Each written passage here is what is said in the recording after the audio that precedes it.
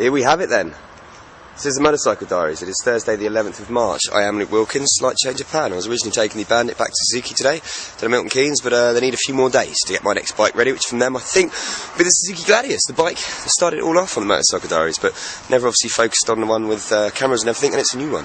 So, this is it, the VFR1200 was at the launch at Brindley Honda on February the 12th. It's probably one of the most talked about bikes in the industry at the moment, not only because of its radical styling, that incredible VFR1200 engine, but also because there's been a bit of controversy about it. People are wondering who Honda are aiming the bike at. You know, is it a sports bike? Is it a tourer? People saying, well, it's a sports tourer, but a lot of people have been deriding the fact that supposedly the fuel range is only about 120 fuel tank. Official figures show it's 160. Guess what? As part of this, I've got a full tank of gas now. I've got the trip computer on. I've just filled it up. We'll be finding out exactly how many miles it does do. Secondly, a lot of people not loving the style on this bike. I got to admit, when I saw it in pictures, I wasn't that keen. Seeing it at the launch, I thought it looked a lot better, it's a lot smaller, a lot more stylish in the flesh. Actually getting on and riding it, it kind of makes sense. It has got that slightly futuristic street hawk look to it.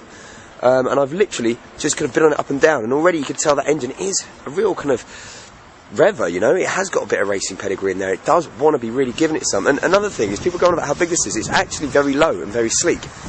You know, at the back, having the panniers. This is obviously the, I think it's the GT version, kind of, I don't know what it's called, it's the F version.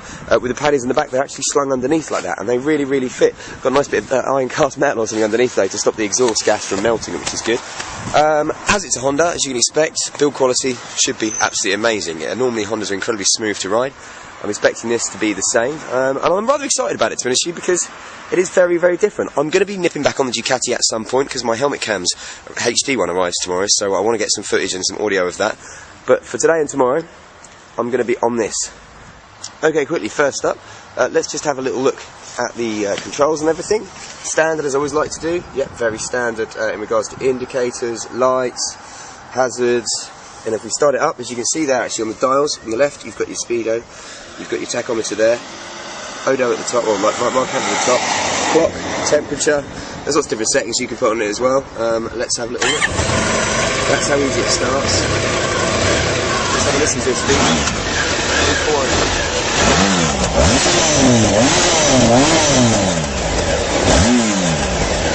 Definitely a nice noise, isn't it? And it's very, very torquey, and as much that when I was pulling that I thought the bike was moving, you realise it's actually just the power of the engine. So without further ado, now you've listened to the sound of it. I've talked about why people are debating this a lot in the biking world. It's been slated by some people, which I can't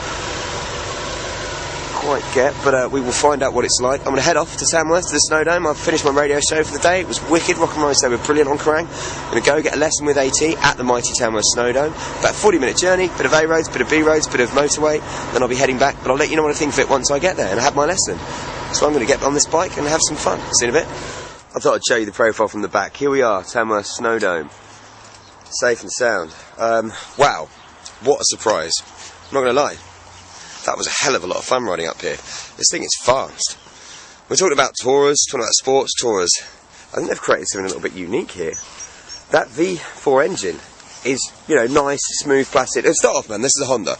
It is smooth as. The clutch, the brakes, the revving through the engine, everything feels so lovely. Very different to the 1198 I've been on recently, which was like, you know, a bucking Bronco kind of thing. Suspension on this as well. Wow. It's a comfy bike. But that engine, up to about 4,000 or 5,000, it's beautifully manageable, it's wicked. You get between about 6,000 and 10,000 revs. It just goes, and it's got a real grunty sound. It goes, and it really, really takes off. And I had to actually, I can't tell you the exact speed I was doing because it would be very naughty, but it was coming down this section of the motorway where, you know, you're just going second, third, fourth, and I looked down, I was like, I cannot be doing that speed. I cannot be doing that speed. You know, any other bike, you'd be being buffeted around it. It's ridiculously smooth and powerful, and it feels like it's got so much more range. And I'm not talking about, you know, fuel miles per gallon here. I'm talking about the actual power and the speed of the bike. I'm genuinely really, really impressed. That's probably the quickest run I've ever done to the Snowdome. Nothing to do with traffic, just because this thing, it wants the corner as well. It feels really light when you're sitting on it, and it really does, which I know a lot of people think this is a huge bike, and I'll get all the weights and stuff for you another time, but it's really nimble, you know. You're going in the corners, and I was leaning this over further than I lean most race bikes, surely, because it really, really wants to go. It's got a lovely balance point.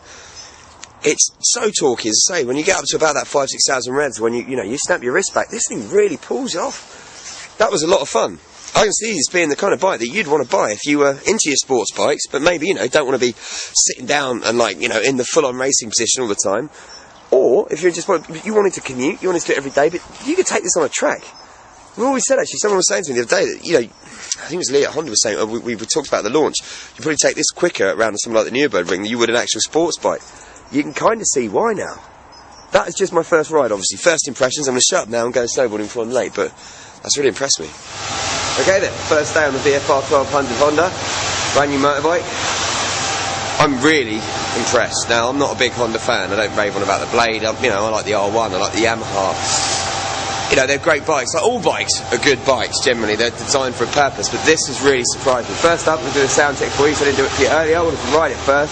As you can see, I'm going to show you the dials. You've got the speedo there, tacho there, miles there, clock, air temperature. You can flick through different settings. Trip computer, you can see 56 miles so far to Tamworth and back. It's interesting actually, 46 miles, you have like 2 bars of the petrol gauge. Right, let's have a listen to what she sounds like, because it is exactly a unique sound. What do you think of that?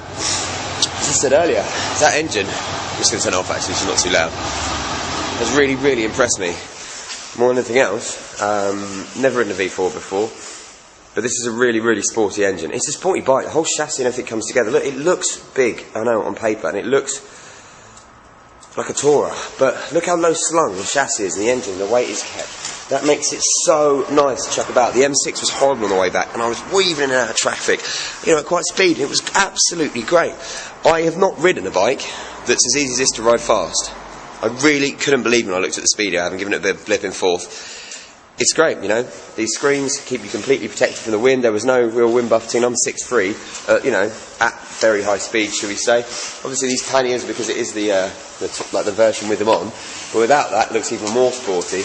But this has made a genuine, massive impression on me. For a first day, I can't really kind of tell you how smooth it is, but how sporty it does feel. You know, you get a lot of Tourers, they feel so smooth and boring.